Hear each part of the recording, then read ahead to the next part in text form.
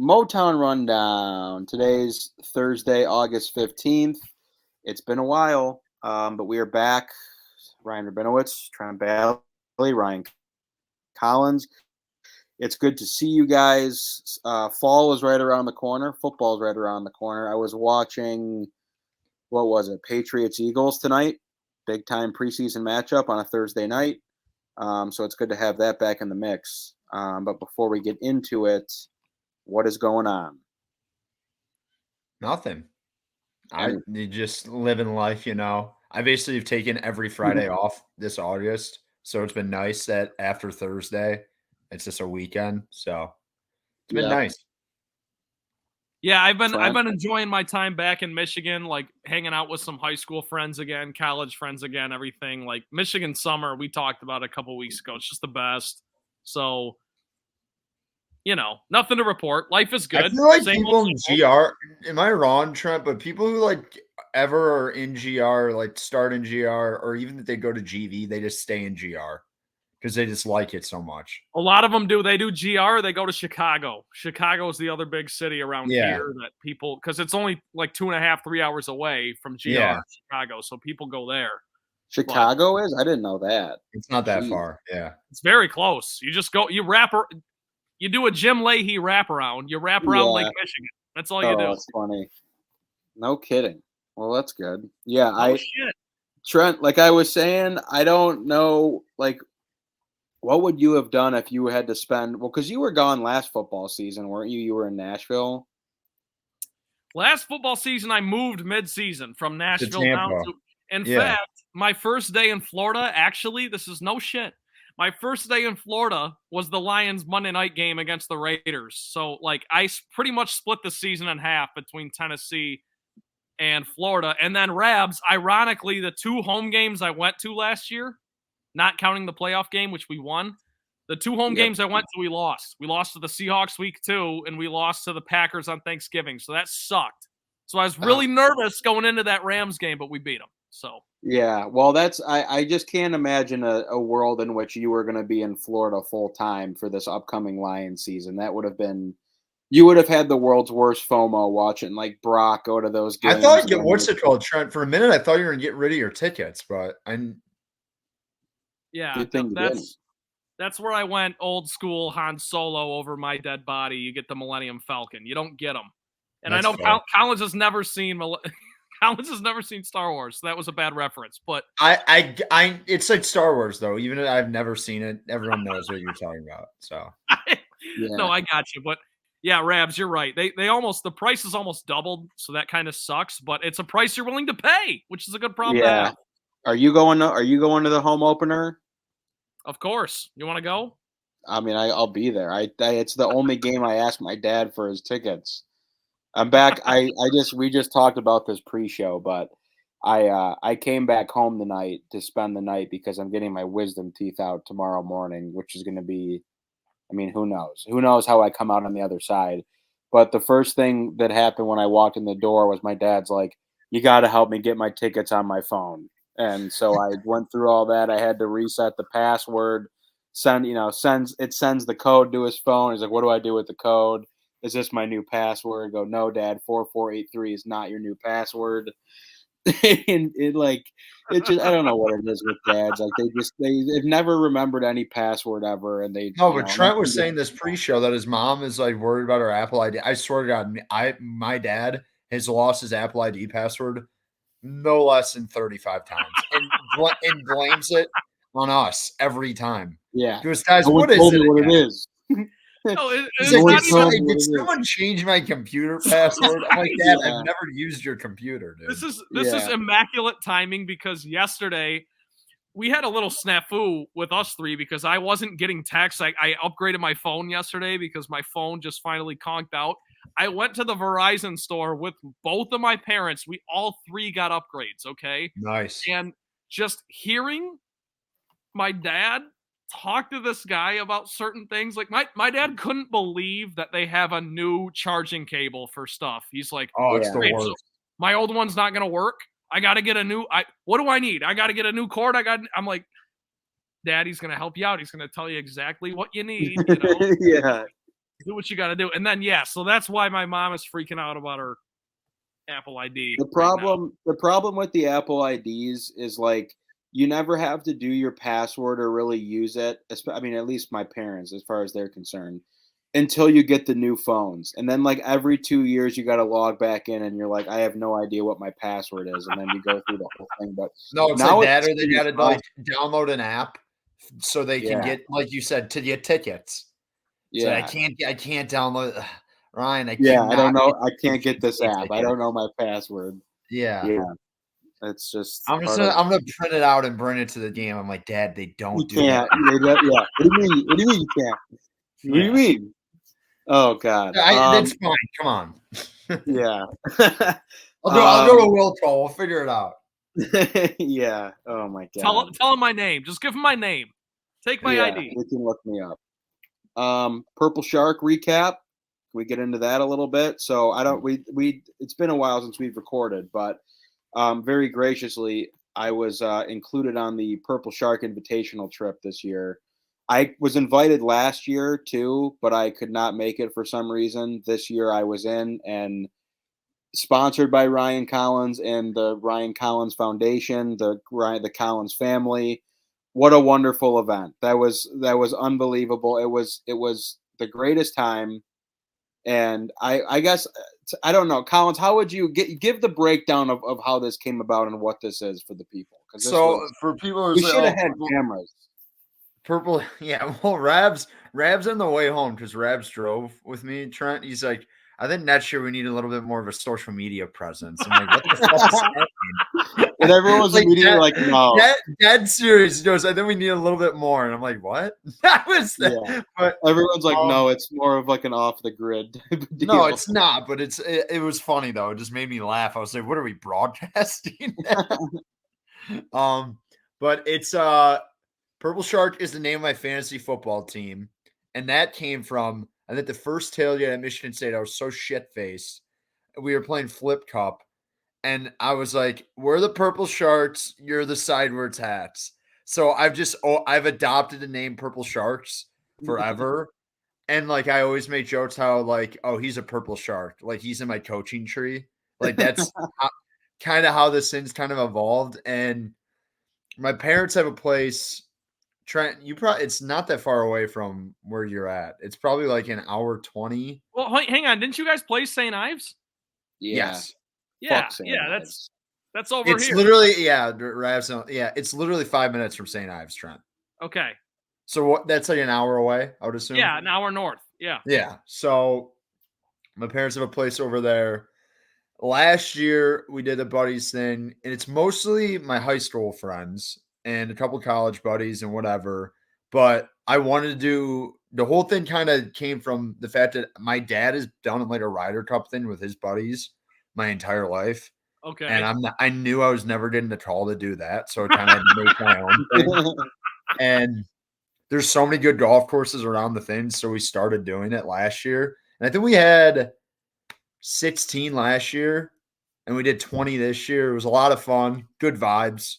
Yeah. There was like no bullshit. It was a lot of fun. And it was great.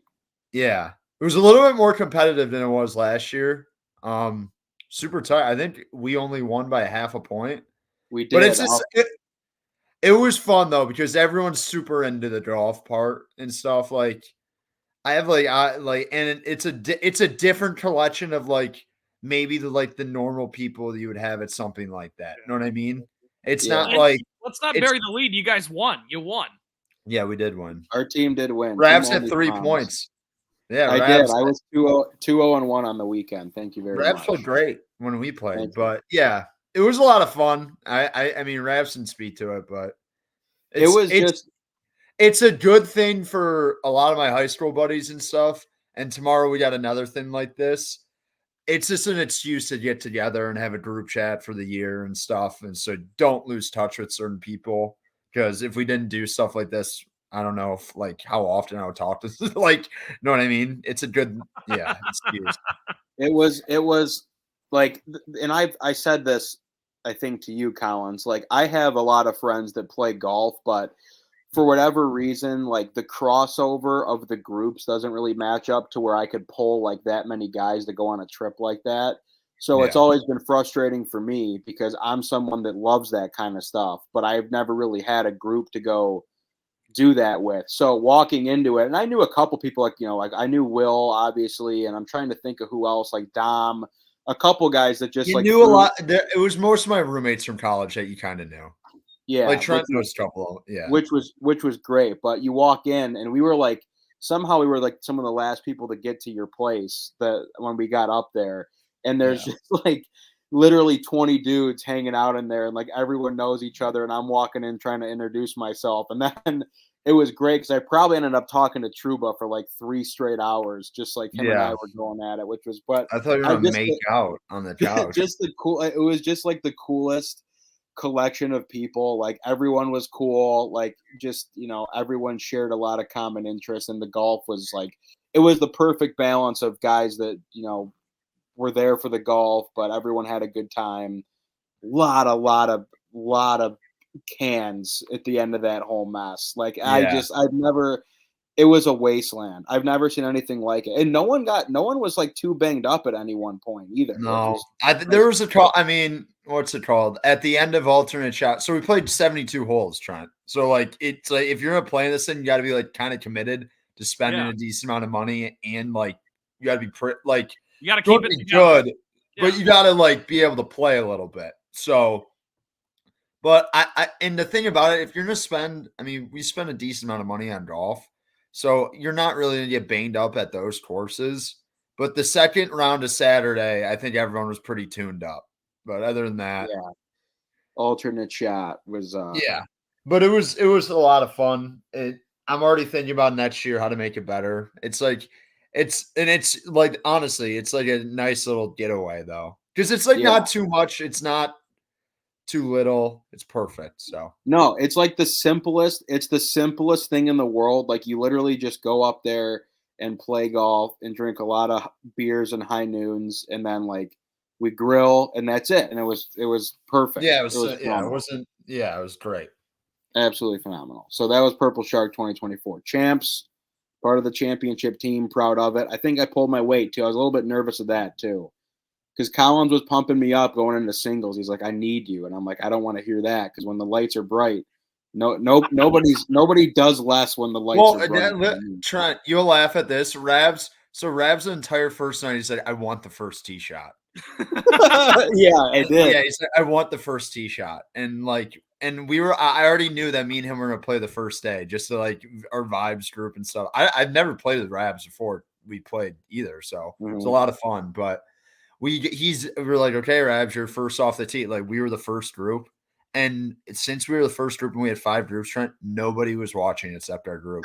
And Rabs absolutely piped one. It was probably the best drive he hit all day. It was the best drive of the weekend. And I actually had I was like mentally going through a speech because I thought everyone was going to be watching and I was going to be like, what a great time, to get everyone together. Thanks. I had the whole speech and no one saw it, but I piped the drive and then we won the match. So it was great. So that was Purple Shark 2024. Looking forward to 25. And if you get invited, you're out. That's how. That's like the whole thing. If you there's a bunch of people like if you get invited and whatever, the people who went this year, like, know what I mean? I can't uninvite them. Like, guess what? They're in until they say no. So it's like a cult. It's not a cult, but I don't know why I said cult. They're grandfathered in. Yeah. Auto bid. Cool. All right, let's do some sports stuff and whatnot. The Pistons schedule was released today. I think they opened the season against the Pacers. I saw what's it called. They have one TNT game in February. I was laughing at that because I'm like, that game will get flexed out if they're terrible. Yeah. So just throw them a bone. Hey, but spin zone, they'll get flexed into more games if they're good. But we'll have more Piston stuff later. We just wanted to mention the schedule, right? Yeah, Rabs? no interest in diving down the Pistons hole, but the schedule was released today. Red Wings front, we are still waiting on contract news from Mo Sider, from Lucas Raymond, from Jonathan Berggren. We'll keep you posted as soon as we hear. But We can talk some football first. We can do some Lions because that's really all we have. Besides, we'll do some Tigers talk here at the end, but we will have the comprehensive Lions preview coming in the coming weeks before the season starts. Also, trying to work on some stuff behind the scenes that we might get or we will get done before the season starts too for you guys. But preseason game number 1, storylines from camp. We can take this any way you guys want to. I will say, go ahead. First thing I will say, I don't even think we need to talk about preseason games for the Lions because they clearly don't give a fuck about them. Yeah. Well, that was my it's like first it's like watch Hendon Hooker for like a quarter, and then other than that, like everyone was freaking out about Sudfeld. I'm like, Sudfeld sucks since he's been at Indiana, dude. Like, what do you fucking think he's a good backup? He never was a good backup. Yeah. Like I was super excited for the preseason. I don't know what it was. I was like, Lions football is here. We got pizza. We were ready to go over at the new crib. I was like, if anyone wants to come over, and I probably lasted 2 possessions, and I was immediately on my phone, and the game was just back. It was a horrible watch. It was terrible football. Both teams were. They don't play anyone. Like what's the point of watching? Yeah. There's 0 point. I know. Well, I was watching for Hendon Hooker, who unfortunately went down. Watching Nate Sudfeld was the most horrific thing I've ever seen. It was actively bad. Like there's one thing to like watch it and just let it be, but I struggled. Just like I'm like, I can't believe they allow this guy on the field. It was really bad. So Sudfeld's gonna get cut. So let's talk about this right now. Let's get this out of the way, and we probably don't have too much. I don't know. I don't know if he gets cut. He's Jake Fromm. Yes. I was a huge Jake Fromm guy when he was at Georgia. Me too. I thought he was going to be so good in the pros, and he just ended up just like not being that good. I was a Jake Fromm to the Lions, Matthew Stafford 2.0 guy for a second there. Never worked out. Because of the Georgia connection? Yes, never worked out. Anyway. No, my point. I just want to throw this out there because that is, by the way, in a vacuum, the Lions really have no drama in preseason, which is very nice. Obviously, there's been a couple injury concerns, but there's no guys holding out. You know, like, hello, San Francisco. You got Ayuk and Trent Williams both holding out. They're like 2 of their 5 best players.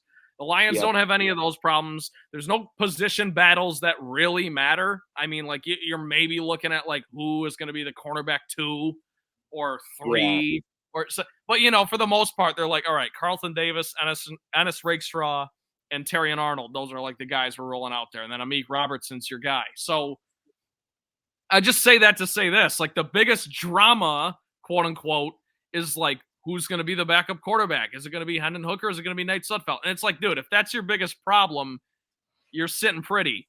Sudfeld's going to get cut. If he doesn't get cut, I'll make this wager with you guys. You guys can, I will place a $10 bet on any future of your choice. It could be Michigan State to win the national championship. It could be anything. If Nate Sudfeld makes the roster, you guys have 10 of my dollars for the future. So what's the flip side? Did they keep 3 quarterbacks last year? They did, but Hooker was on that, like, what was it? The pup list or the pup? Yeah. But I thought I heard active until like week 8, I thought.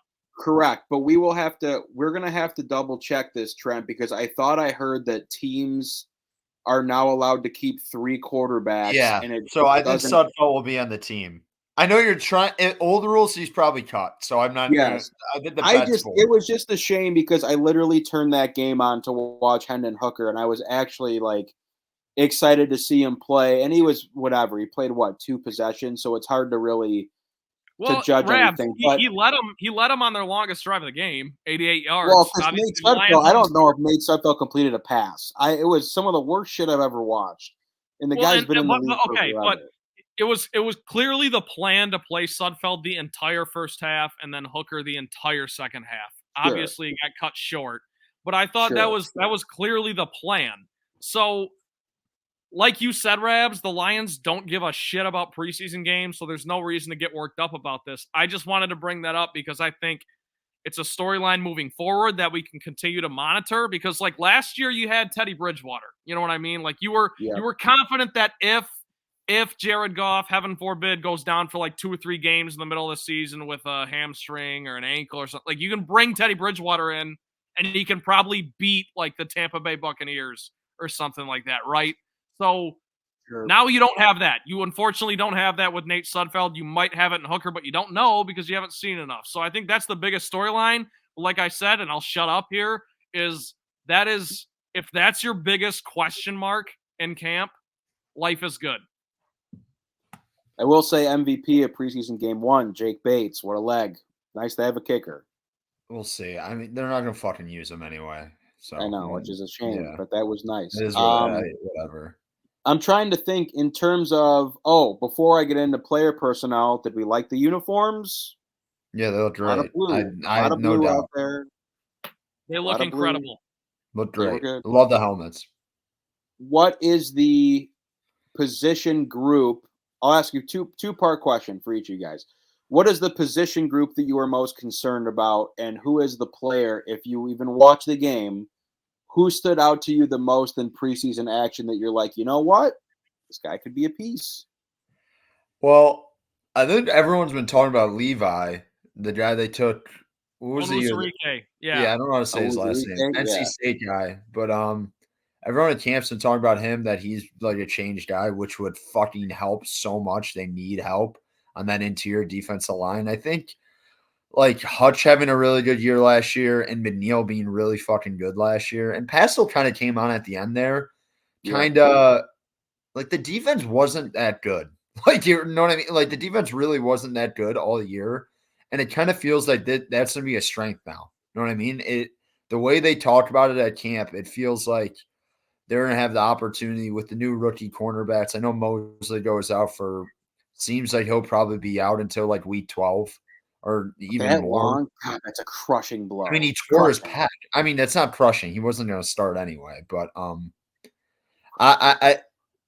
well, you thought he was going to start. I don't think he was starting ever. I think it makes me upset because I thought he was going to be a nice piece last year, and then even coming into this year, I was like, God, this guy, we haven't seen him in a year. This guy can play a little bit, but I don't know. The torn pec, I think it can, but isn't the same thing that CJ got hurt with last year? He played at the end of the year, so who knows? Anyway, continue. Completely off the rails. Go ahead. Sorry. But yeah, I if we're talking about one group, it seems like they're begging for someone on the wide receiver core to kind of step up outside of Amon-Ra and JMO. The one thing about it though that I kind of laugh about is that I don't really think they need that good of a third wide receiver. Like everyone's like, it's like, oh, don't make a trade. Like, oh, you need a guy like.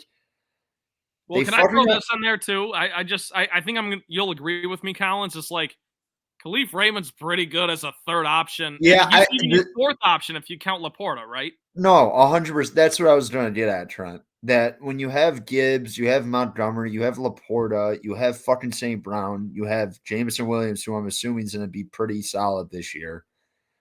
Like, Raymond's fine out there. And I like Khalif Raymond. He did a really nice job. And there's a lot of, like, Josh Reynolds, like, revisionist history going on right now. He was good. No. He was good. He was not bad. He was not a bad player for the Lions. He had a nice tenure for the Lions. But he wasn't like a super impactful player. You know what I mean? Like he had some games where he kind of went off and stuff, but he wasn't like a huge – he was a solid route runner. Him and Goff had familiarity with each other, and he was really solid at the beginning of the year. He kind of fell off at the end, and then the NFC Championship game, he argued he lost in the game, him and Gibbs. But I'm just not that concerned about it. But they're like Campbell's like imploring for like, I'm like, I feel like DPJ and him can kind of just like make up for that. So I'm not really concerned about that. Agreed. I think the one thing that I've been shocked that I feel like this might be like the 97-1 flu. I feel like they're talking about the interior of the line as maybe being a question mark. And I just don't understand that. If Radnow's healthy, they'll be fine. It's literally, and he's never healthy. I know it's like a chronic injury and stuff. So hopefully he can stay as fresh as possible. But other than that, I mean, I'm as jacked for this. Like everyone was super jacked last year. I can't like this is number one hype line season I can ever remember. I think it's like this and probably last year was really good. That was like a lot of hype. I think maybe Stafford year 2. And then you know what I'm talking about when he got hurt against Chicago. I think those were the 2 most hyped I was for. But I'm just fucking jacked. They have weaknesses still in the secondary, but they made moves to try and fix that. So I'm not going to bitch about it until I see it on the field. And at the end of the day, the thing about the preseason, it doesn't mean shit. It legit does not mean shit. It's like spring training. I don't fucking pay attention to it at all. Keep everyone healthy and get everyone's ducks in a row. And then let's fucking go. So emphasis on keep everyone healthy. Because I mean, it sounds like Gibbs and those guys are fine, right? Yeah, they are, which is why I hope the one guy tweeted that got me that he was like, oh, it could be related to an ACL for Gibbs with the hamstring. I was like, no way. But well, Rabs, I'll answer your question. I'll make this quick, but to Collins' point, like last season was so hyped beforehand, and it was coming off a 9-8 season where they didn't even make the playoffs. Now you're coming off a 12-win season where you made the NFC Championship game, so the hype is off the charts, figuratively and literally. But so hang on, I got to back up. Position group I'm most concerned about, Rabs, to answer your question. This is such a cop out, but it's probably like linebacker or something that no one's talking about. You know what I mean? Hear like you on that. Everyone is so high on Campbell right now. So high. Me too. Love it. Well, so am I. But I hope so. I hope so. I guess my point is, like, there's really no position group that you are super worried about. At least I'm not. You know what I mean? Like, maybe quarterback could even be your answer. You got to have a backup who can fill the shoes for 2-3 weeks if need be, because the expectations matter in your Super Bowl or bust, or at least I think so. But a player who impressed in preseason, I couldn't even tell you, perhaps, to be honest. So I'll toss it back to you, and you can you can take this wherever you want from here. But here we are, man. The Lions, by the way, for the record, they do play Saturday against the Chiefs in their second, potentially a Super Bowl preview in their second preseason game. So go ahead. Yeah, I'm sure you'll see a lot of the same personnel out there as you will in the Super Bowl. But no, I mean, again, I tried my best to watch this preseason game. I don't know what I was thinking, because I am historically a preseason is nonsense. If I am offered tickets to go to a preseason game, I say no. I just had that conversation with my dad regarding the Steelers game. I have no interest. There is, and every team is different now, and the NFL has changed in this regard, but there is truly no reason to watch Lions preseason football. I will be watching it on Saturday because I will be laid up in bed recovering from wisdom tooth surgery. So that's why I'll be watching it. But I will say in terms of position groups, and that's the reason why I ask is because it does come up on 97.1 literally every single day. And Trent, I honestly was on, like, I was on the wide receiver thing for a while, but I think, yes, between DPJ and Khalif Raymond being like your 3rd/4th options, like you have a guy that can stretch the field and catch the jump ball in DPJ. It just sounds like he hasn't really impressed anyone in camp. And like on the depth chart, he is listed as like the 3rd wide receiver in that wide receiver 2 slot behind Darius Fountain. So I like that's a maybe a need that they address at some point.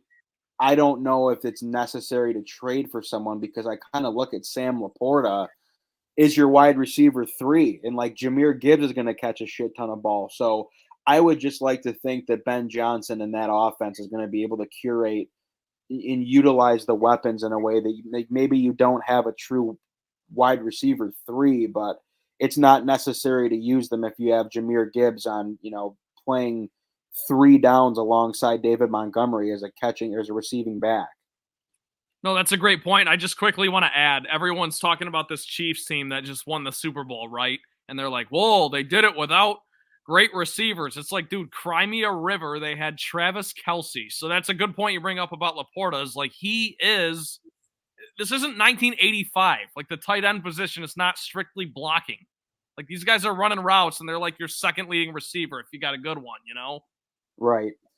I would say as far as position groups though, the linebacking, is that even a thing of linebacking? linebacker situation to me, I am so high on Jack Campbell. Like I know he got opportunities last year, but not nearly in the capacity he will this year. So, you hope that Alex Anzalone, who we always talk about Anzalone like he's 40 years old. He's not. He was fucking great last year. Yeah, he was a really nice year. He totally was. So I don't know if solid linebacker. He's solid for a good team. I just need I'm concerned about our linebackers. I'm concerned about their linebackers in terms of coverage. But I do feel like all of their linebacking core is just intelligent, high IQ. They run downhill and they get to the ball. And I think that's a huge component of what this defense is going to have to be and what they're capable of being and allowed to be, given the fact that the secondary is what it is. I think this secondary is going to be a problem, just a real problem. I gotta fucking good or a bad way. Good. Well, that's what I'm hoping it is. A lot of young guys. There's gonna be a lot of lumps with the young corners.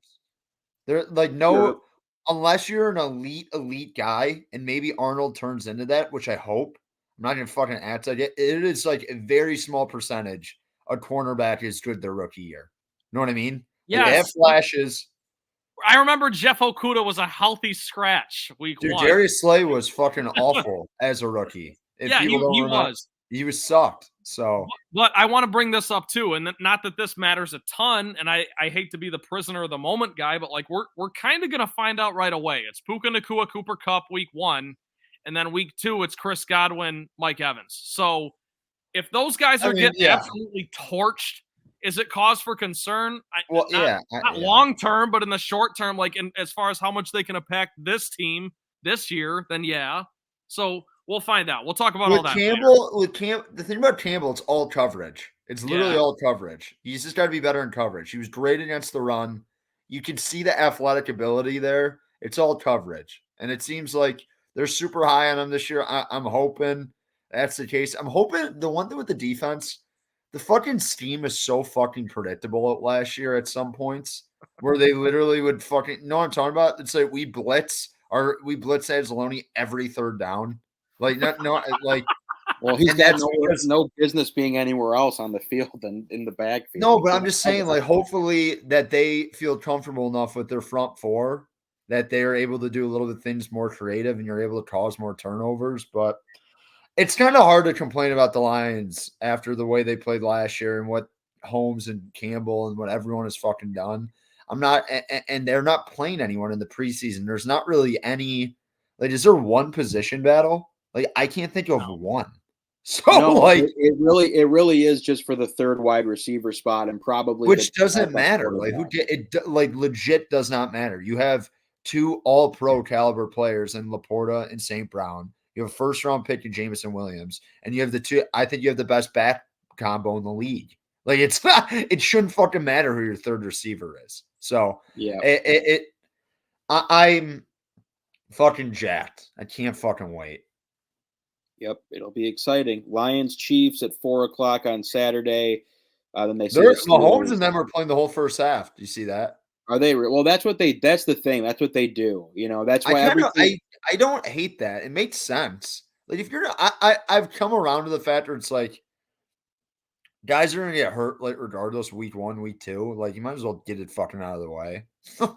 I suppose. Yeah, there's 2 ways to go about it. The Chiefs have their thing, but then Sean McVay also never plays the starters at all, and then they won a Super Bowl. So it's just there's tons of ways. If you're gonna play him, you should play him for a quarter. I don't get the playing for a drive. What the fuck is that gonna do? So yeah, I don't disagree. Let's do a little bit of Tigers, and then we can wrap it up here. We're kind of in between here, where we're, I know Tigers. Allure is dwindling down, except maybe not with some recent announcements, but we're just kind of waiting for Lion season to kick off here. But the Tigers are at a close to 500, 59-63 as we talk here today. They're 7.5 back from the wild card. So, whatever way you slice it, I don't know if anyone's really watching this team anymore with their fingers crossed that they can make a run at this thing and sneak a wild card spot. I don't really think that's the MO of this team right now. But what I will say, for a team that has been banged up a bit and is starting to get some guys back, Kerry Carpenter comes back. He goes back-to-back home runs in his first 2 plate appearances. Since going on the injured list, it sounds like Riley Green's coming back this week. You'll see Casey Mize again in September. And now with the announcement today, which is great because we usually miss this kind of news by a day after we record, Trey Sweeney is coming up. Jace Young is coming up. I believe Jace Young is slated to play 3rd and bat 8th tomorrow. I don't know about Sweeney, but that kind of can allow us to backtrack into some deadline moves that were made by the Tigers. The 3 Tigers that were departing: Andrew Chafin, Carson Kelly, Jack Flaherty, I believe, are the only 3 players that were moved. And so I know this is going back a bit, but are you guys satisfied with the trade deadline? And how, I guess, what is your perception of Scott Harris now after seeing the moves that were made or that were not made? And now it looks like you've got some decent weapons here with Sweeney, and is Lorenzo the catcher that's in West Michigan right now? Yeah, he's right Flaherty now. trade. So does your perception change at all from the Scott Harris point of view? Well, I said this to all my buddies, and like I have a pick to sick league, like I've said a million times, and they were all shitting their pants and stuff. Like, they traded Flaherty. They did what they had to do. I didn't like the fact that it seemed like they turned down better offers to help, like build a relationship with the agency. If you saw those stories coming out there that they helped him get to LA because that's where Flaherty wanted to go, which, hey, I guess that's good business if you're actually going to fucking sign free agents in the offseason. So maybe if that fucking helps. I'm happy they didn't trade Struble. That was fucking nonsense. Anyone who wanted to trade Terrence Struble should be in a hospital in the prison. And I don't understand. If you watch the last 10 years of Tigers baseball and you want to trade Struble, the minute he gets good, the minute we only had him for a half a year last year. You know what I mean? Like, the minute he gets good, let's get rid of him. A guy who seems like, a knock on wood, his primary pitches are fastball, changeup. I feel like we should build around a guy. It's not like he has his weird arms. Like, he's not a violent motion. It seems like he's going to be a guy who's going to be productive for the next 5 to 6 years. If he finishes this year, he's going to win the Cy Young. If he finishes this year, he's not going to fall off a cliff production-wise. Like, the thing about it, they have a whole offseason here and then until next deadline to get an extension. If they have no indication they're getting an extension, then trade him. Unless they're in a playoff race. You know what I mean? Fair. Yes, you have no reason to trade him this year. 2 summers and 2 deadlines to do this. And I wouldn't wait to the last deadline with Struble, obviously, because he's that big of a fucking asset. But that was priority number 1, not to move him. They moved Canna and they moved Kelly, which I like, make room for more of the younger guys. I'm not going to act like I'm fucking Baseball Express, though. You know what I mean? I'm just like, I'm tired of doing that. Baseball is such a fucking crapshoot. They traded Flaherty. That was a great sign. That was the only good signing they made this offseason. Credit to Rabs. He was dead right on that. They rejuvenized his career. And, hey, like, those guys have been raking down in, like, single A and whatever. And I've read something, I think the Tigers have the second best farm system in baseball currently right now. The thing that's super frustrating about this Tigers team, and I think Valenti said it today, and I've weirdly been nibbling my toe back in Valenti. I haven't listened to Valenti in so long. Yeah. Like, I'll listen to Cash the Ticket with him and Costa because I actually like that stuff. Like, I actually think they do a good job on that. But him and Rico, sometimes I just can't do it. But I was listening to Valenti today, and he's true. He's like, it fucking sucks because if they would have made like 2 moves in the offseason last year, they're fucking in a playoff spot or at least in an actual pennant race. You know what I mean? Like, there's no business this team should not have been competing for a play. They're 7.5 back. Yeah, Spencer Torkelson's basically his career's took a fucking nosedive. Like Kerry Carpenter's been hurt for fucking 40 games. Yeah. Meadows goes Riley down. Green has missed time again. Their whole pitching staff's hurt again, and they're 7.5 back. You know why? They didn't fucking hire any adults. know what I mean? They didn't fucking bring any adults in again. So the super frustrating thing is I like the young piece. For the first time, I concretely think I'm like, okay, they have a core here with some of these position players. I think you found something in Wenzel. I'm not acting like he's gonna be some superstar, but Carey is a legit bat. Riley Green's a legit bat. Like you get the Sweeney kid, you get John, whatever. But like Meadows has started to come around a little bit. Like you watch Meadows day to day, you're like, he's hitting the fucking ball hard. Like it wasn't the beginning of the year when it was a complete disaster. I'm not gonna act like he's in a cornerstone piece, but Dingler, you know what I mean? Like I finally feel good with the young pieces where I would be very disappointed if they don't go out and spend money this offseason. And to be honest, it sounds like they're not going to do it again. So, which is a fucking goddamn shame because this team should be competing for the AL Central the next couple of years if they did it right. And if they're and if they're not going to spend money in the offseason, they might as well fucking trade Stubble now. Know what I mean? Yes. In the winter, at least. I don't know. I'm deliriously laughing because I'm 100% with you, by the way. What's the belief? We don't have to go on like big topics and stuff like that. It's not a lot has changed. And so like, there's just a lot of things where you're like, this team's not that far away. If they did anything it's just frustrating. So, and I know everyone was like free agency wasn't great last year. Like, oh, you really want to spend all that money for Matt Chapman? Oh, you want to do that? Like, I don't know. It would fucking take the pressure off of Carey. I mean, Vierling has been fucking great this year. He's had a really nice year. So they found some young guys that you can kind of build around. Now it's about fucking spending money. And if they don't do it, like, fucking sell the team, Illich. Like, I'm not – don't give me this fucking small market bullshit. Because the Detroit Tigers are not a small market fucking baseball team. The worst. It's so fucking annoying. So, like, I don't want to there's fucking 25,000 people at, like, every game, basically. Like, not, like, weekday game, but, like, every weekend game is pretty fucking full. Like, you're not fucking hurting for money at Comerica Park. So, I don't know. I don't know if you guys have anything. I have not a ton to say, but I feel comfortable with, like, there's been actual results from Kerry Carpenter and Riley Green the past 2 years. You know what I mean? Like, and the eye test matches up with it. Like Malloy, eye test. I'm like, I think he could turn into something. You know what I mean? I agree. Love Malloy. Like Meadows sucked, but always at the eye test, offensively and defensively, you're like, okay, he's a winnable player. You know what I mean? So it kind of talked in myself into certain Dingler, another guy eye test. You're like, oh, he looks comfortable behind the plate. Yeah. So I don't know. Yeah, I mean, the tricky thing for me, and going back to the trade deadline, I was so adamant that, you know, the Skubal thing, I was initially like, there's no way you can move them. As time went on, and I'm trying to piece together, like, what does this core look like?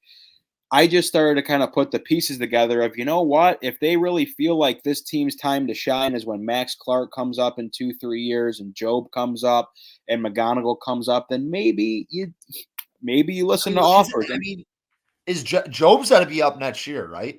I would hope so. It sounds like they're not going to bring him up this year at all, which I don't understand. They told him before, which is fine. But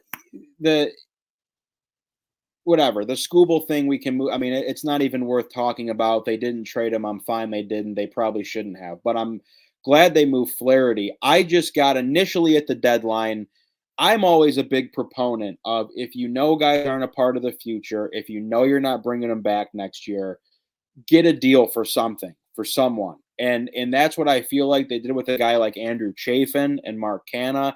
I didn't even know anyone was interested in taking Andrew Chafin.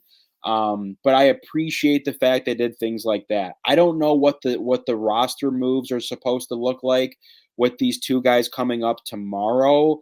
Like, if that means that Gio or Shella's gone, like, and I assume they listened to offers for Gio if there was any traction there, who I thought was a fine signing to kind of keep this glue of this team together this year and have some sense of sustainable production. But I think, Collins, as much as you're confident in the core, that's kind of where I'm still like this. And it just seems like with But the if you Tigers. I hear what you're saying, but the one thing that I will hesitation, none of these guys have stayed healthy consistently. Green, Right. and none of them played. When is the last time Kerry Carpenter and Riley Green and like any of these young talented, like I feel like they have not put a 60 game in a row together. Know what I mean? Right. Never. You're Yeah. correct on So that. Well, and the reason it's so concerning with Carey in particular is because he's just a bat. I don't want to say just a bat, but you know what I'm saying? Is. He doesn't He play is, every day in the field. He's either DHing or he's playing right. So go ahead, Rabs. but that's the thing is like I'm trying to piece together in my brain of what this team looks like. And yeah, I've loved Kerry Carpenter for a couple years now, but I don't love him in right field. But who are you going to put in right field? Are you going to throw Wenzel Perez out there? Because if you are, then Kerry's got a DH. Then where does Justin Henry Malloy play? Like those are the things that where I just start to get confused as to like what is the picture here. And I feel like to me, you have to take a step back because a lot of my gripe that I have with the Tigers is not Scott Harris's fault. Like the things that irritate me about the Tigers are the fact that Spencer Torkelson was a first overall pick and has not come near the expectations of what he was supposed to be. And that was supposed to be your first baseman for the next decade plus. Casey Mize is not near what a number one overall pick pitcher should be. And he will never be there at this point in his career. He's been hurt several times. And now you just kind of have to hope that, you know what?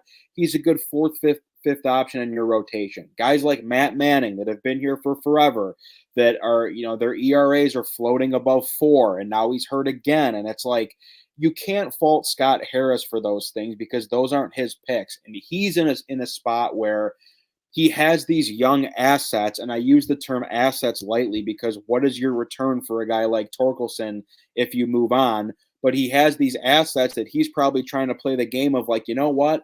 These were the blue chip, quote unquote, blue chip guys that I inherited.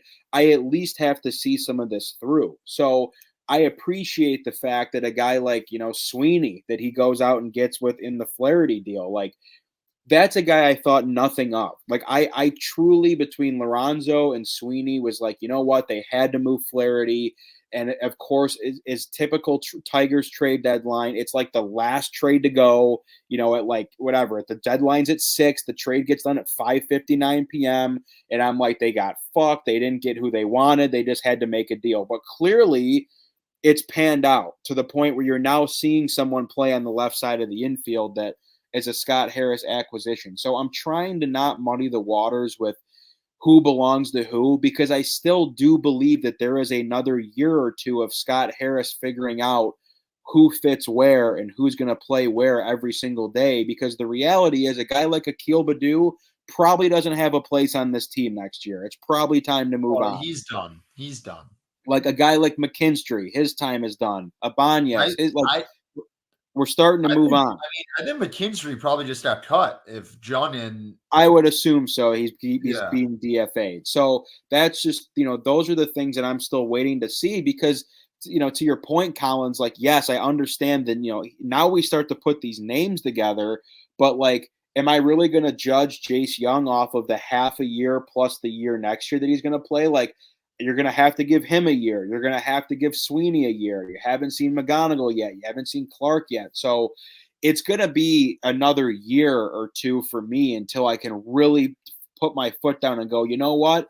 Meadows, that's a guy that's playing center field every day. Riley Green's in the lineup. You have Carpenter or Malloy.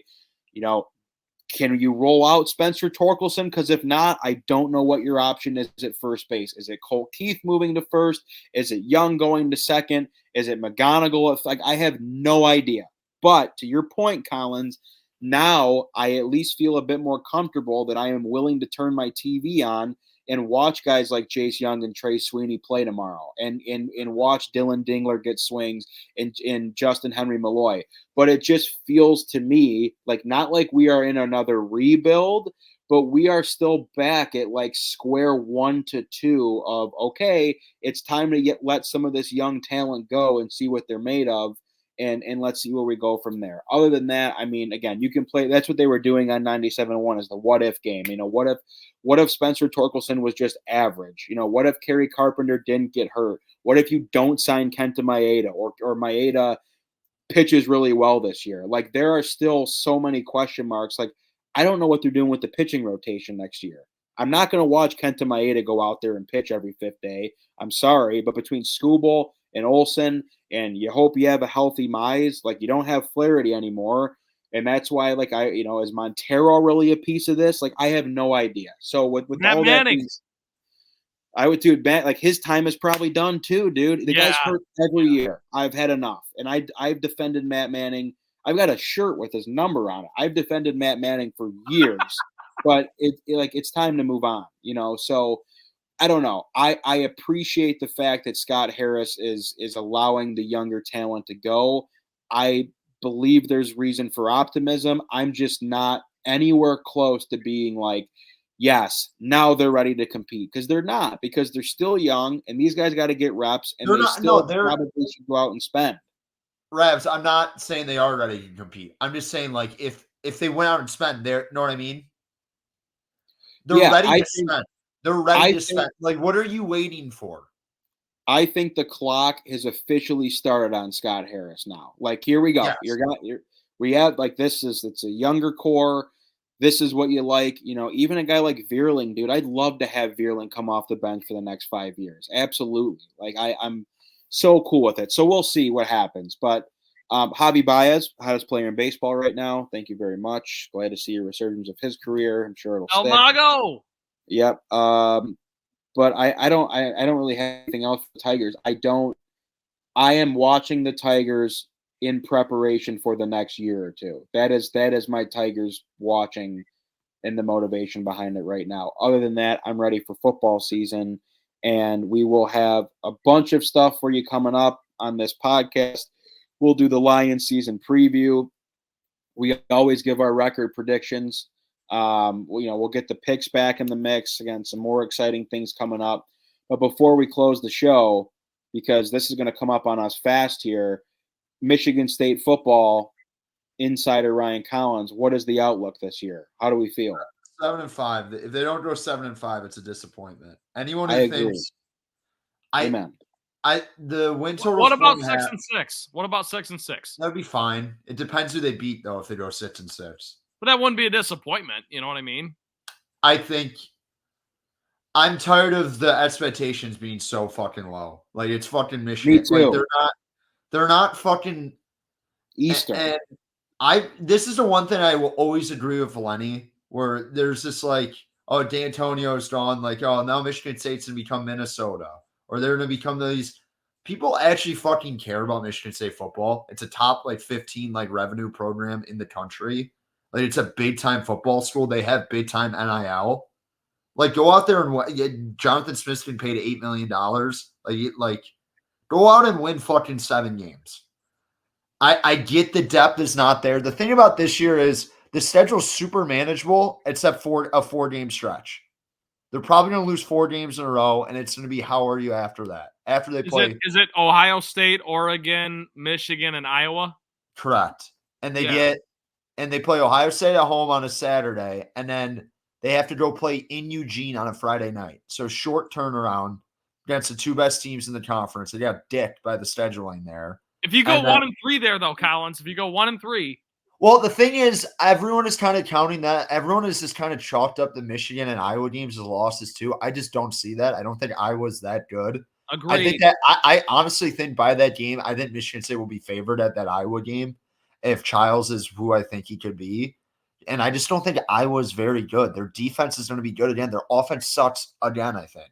Matt Demare is their quarterback. Matt Demare is not good. And then Michigan, I just said Michigan, their defense is going to be really good. I think their offense could be a complete disaster until later in the year. And Michigan's definitely going to be more talented and better than Michigan State. I'm just not throwing that game out. I'm not going to throw that game out this early in the year. So I think there's a little bit more. They'll probably lose, though, to a team they shouldn't, like Indiana or Rutgers. But I think the goal should be 7 wins. And I get it's 4.5.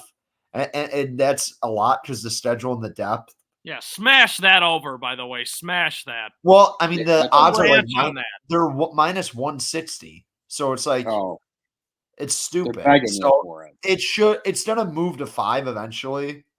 As it should. I'm just saying, like, if you go through the schedule, week 1, Florida Atlantic at home should win that game. At Maryland, I think you're going to find out at Maryland what this team is. Because they go out and they beat Maryland. Because Maryland's not going to be, I think Maryland and State are very similar, where they have a little bit of talent.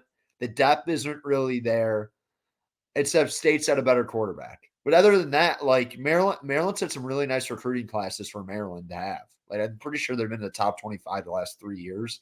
So that'll be your test. And then BC will be another test. And then you go in that gauntlet. So I think 7-5 should be the goal. I would be happy. The thing about it, Trent, I would be very happy if they went 7-5. And Me too. And they beat a Michigan or an Iowa. Know what I mean? If they went 6-6 and beat Michigan, I would be fucking thrilled. Yeah, I was going to say preferably Michigan. If you could beat anyone, just beat Michigan. Please. I need Michigan to be so fucking bad after the last year. Hey, wait, real quick. Before we go, quick thoughts. Are they going to get voided? Is that championship going to get voided? No, I don't think so. No chance? All that stuff with Harbaugh is just like that. The NCAA just like not liking him because he's a dick to them. And there's like fuck off and stuff. Until that thing comes out, I don't like. First of all, I don't care at this point. Like, whatever. Know what I mean? If they were going to do anything, it would have been fucking last year when they couldn't have put him in. Like, know what I mean? If they, said, hey, you can't go to the Big Ten title game, then, but at this point, they fucking already won it. Like, what the fuck? They missed nice. To be honest, though, it is nice. If I get shit on, like, by my Michigan buddies and stuff, I always in the back pocket. He's like, asterisks. Just that's it is. That's the only nice part about it. And at that point, I'm still being a dick about it. But it's like being I'm at the point though, Trent, and people constantly say bubble championship. Yes, that is fair. But I hate Michigan like with a burning passion. But this is like the thing where I think I'm a little bit different than most Michigan State fans. I care a lot more about the results of Michigan State. So Michigan State winning 4 games and losing by fucking 50 to Michigan last year, like that bugs me more than them winning a fucking national title. The fact that we lost by 50 at home on a night game in East Lansing by fucking 50, like what an embarrassment. Like it makes me sick to my stomach. So like they can deal with all the cheating stuff. I don't give a fuck. They're the most annoying people in the entire world. The funny thing about it though, I will say this. Growing up in this state and growing up in this rivalry, for literally the first 15 years of my life, all I had to hear about was Michigan does it the right way.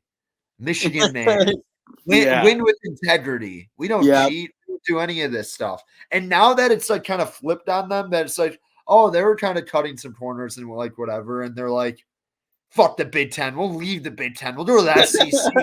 They don't like. I just wish Michigan fans had like an ounce of self-awareness. And to be honest, the people who went to the school usually do. Like they most of my buddies that went there are pretty like they laugh about it. They're like we like made jokes and stuff like that's fine. The thing that bugs the fuck out of me is their whole like thing is like being a Michigan man, like do it the right way, like you know, not like these thugs from Michigan State, you know, not like you guys, not like these. And I'm like, you guys are cheating too. Like you're just like everyone else. So shut the fuck up. So that's my only. Sorry. Yeah. Well, no. Look, I mean, it'll continue to play out, but it went from being, oh, we did nothing wrong to, oh, we did a little something wrong, but everyone does it. To, oh, we did nothing wrong again. Like there's zero consistency with their whole line of thought. So I don't know. Well, I just wanted to ask where your head's at with that. Well, the thing, it is what it is. To be honest, Trent, I was more locked in today watching the Instagram live of Michigan State hoops in fucking Spain. Yeah, they're in Spain. Right. Trent, I'm like turning into my dad with Michigan State sports. By the way, I am way too optimistic about every like Michigan State sport. What? Like, Tom Izzo's going to get his natty, second natty? No, but I'm just like I've gotten to the point where I'm like I'm looking at the schedule. I'm like 8-4 is not out of the question, and then I'm listening to preview pods. It's like I think Michigan. Every single person's like, yeah, Michigan State's got the worst talent in the Big Ten. Like I'm like, I know what. I've gotten to the point where I'm too close to it, where I have no objectivity, and I'm like, you know what? I'm like, this is the year State goes to the Final Four. They're going to Vegas. I'm buying tickets. Like, I watched like 2 minutes of them in Spain. Like, they barely beat a Spanish team. That's like that Notre Dame, who was terrible last year, won by like 30. So like, I don't know. I'm like off the deep end with that. I like. Thank God the Lions are good because like I was like I'm fully turning into the Joker with Michigan State sports. Seriously, oh dude. boy, that's funny. I like me and Will were talking about this, Rabs. If Childs like isn't good, we're gonna have to go to therapy because I don't know what I'm gonna do for another fall if we just get our teeth kicked in by Michigan and fucking no names. Know what I mean? Yeah, that's why I don't like hearing stuff about like the lack of talent and the lack of athletes because it's like if they look horrible on the field, like you Just can't fucking watch. compete, dude. I'm fucking sick of getting fucking ragdolled. Yeah, like this compete. isn't like a major program. Like we're fucking Compete. Northwest. Like, can we stop? That's the motto of the Motown Rundown this fall. Just compete. It's all about compete. Hey, Rabs. Pursuit, tackle. Pursuit and tackle. Yeah. Yeah. Wrap up. Yes. Oh God. All right. Well, we will wrap up this podcast. Listen, man. Pursuit and tackle. I will say this. Another thing. Jonathan Smith might be the most boring guy ever. That makes me think he's going to be good at his job. Me too. There's too much personality. Did you see the picture of his office? Where he hasn't put one thing in it. A helmet. Yeah. It's great. Michigan State needs guys like that. Guys that don't ruffle feathers. Yeah. Hey, by the way, I will completely own up to this. Rabs, you just had probably an 11 out of 10 segue into the outro when I cut you off because I wanted to do a Dan Campbell impression. So no, it's good. Redo it. We will. Who said? Well, Colin said wrap up, and then I said, yeah. Well, we will wrap up this podcast, but more to come on the Lions, especially, and as the Tiger season comes to an end here in the fall. But that's it for us today. You can follow us on Twitter at Motown_Rundown. We're also on Facebook at the Motown Rundown page. All of our episodes are on Spotify for your listening pleasure. Just search up the Motown Rundown. You can follow us there. And we are also on YouTube. Make sure to subscribe to the Motown Rundown channel. All of the recordings, the visual recordings, the video recordings that we do of this podcast will be up on there. And we have some more exciting things to come this fall. Thank you guys for listening. For Trent Bailey and Ryan Collins, I'm Ryan Rabinowitz. We love you guys. We'll see you next week.